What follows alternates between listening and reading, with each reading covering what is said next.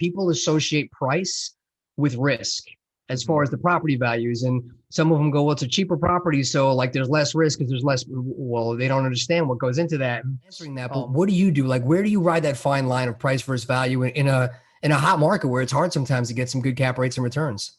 Yeah, that's a good question. You know, a couple of things that have changed my mindset a little bit on this. Yeah, when I was starting, it was the cheaper the property, the better the property. That was like the mission I like lived. Cheaper the property, the better the property. But when I look back at my portfolio, like over time as I built it, the cheaper properties caused me the most problems. They had the lowest quality tenant that wanted to rent there, the most like problems with the property. Things would break more often, the cheaper appliances, cheaper carpet, cheaper everything, right? And so like that would just be a continual problem. To replace a water heater in a property that's $200,000, let's say, is the same price as to replace a water heater in a property that's $400,000. Same price to replace a water heater in a property that's $25,000, right? A water heater is a water heater to replace. Now, they may be a little different. You might buy a slightly nicer one, but it's not exponentially different.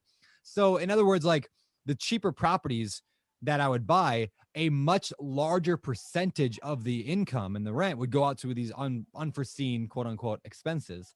And so I started to learn that like these things like really add up.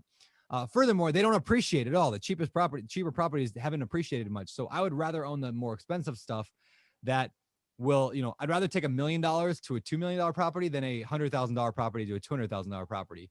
And both are reasonable. Both can happen over a long period of time. But yeah, that's probably a big realization for me. And then finally, a buddy of mine once said, and I love this quote, he said, "Don't be afraid of commas."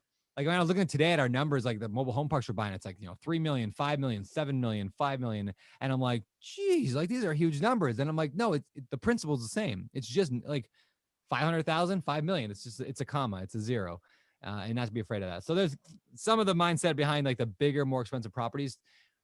I'm a much bigger fan of them. Plus, it's easier to manage, easier to finance, easier to everything. Now, I don't want them to lose money, of course, but I would rather take a slightly lower return on a nicer property in a better area than a better immediate return on a crappier property.